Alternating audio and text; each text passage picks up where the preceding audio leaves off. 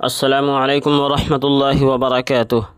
حضرت ابو امامہ دوسروں پر خرچ کرنے کے لیے گھر پر پیسے رکھتے تھے، کبھی کسی مانگنے والے کو خالی ہاتھ واپس نہیں کرتے تھے۔ اگر پیسے نہیں ہوتے تو اسے ایک پیاز یا ایک کھجور ہی دے دیتے تھے۔ ایک دن ایک مانگنے والا ان کے پاس آیا، ان کے پاس صرف 3 دینار تھے۔ 1 دینار اس کو دے دیا۔ کچھ دیر بعد دوسرا مانگنے والا آیا، 1 دینار اس کو دے دیا۔ پھر تھوڑی دیر بعد تیسرا آیا، انہوں نے وہ بھی اٹھا کر اسے دے دیا۔ ان کی عیسائی باندی نے جب آ کر دیکھا تو اسے بہت غصہ آیا اور اس نے غصے میں کہا کہ تم نے ہمارے کھانے کے لیے بھی جو کچھ نہیں چھوڑا۔ انہوں نے اس کی بات سنی اور آ کر لیٹ گئے۔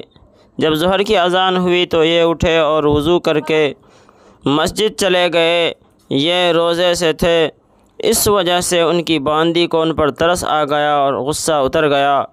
وہ باندی کہتی ہے کہ میں نے ادھار لے کر ان کے لیے رات کا کھانا پکایا اور گھر میں چراغ جلانے کے لیے ان کے بستر کے پاس گئی۔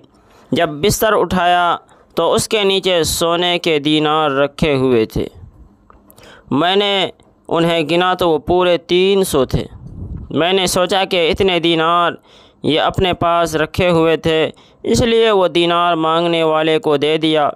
جب عشاء کی نماز کے بعد وہ گھر واپس آئے تو چراغ کی روشنی میں دسترخوان لگا دیکھا۔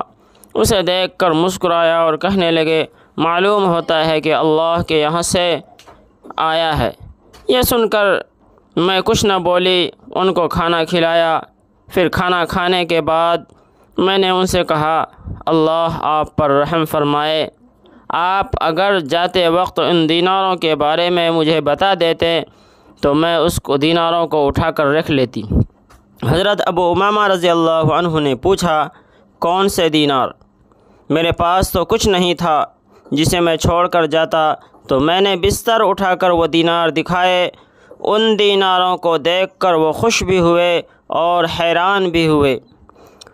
ان کی اس خوشی اور حیرانی کو دیکھ کر مجھ پر بڑا اثر ہوا۔ میں نے اپنا زنار کاٹ ڈالا اور مسلمان ہو گئی۔ اس لیے دوستو، جو بھی مانگنے والے آپ کے پاس آئیں اسے آپ ضرور کچھ نہ کچھ دے دیں، یوں ہی ان کو واپس نہ کریں۔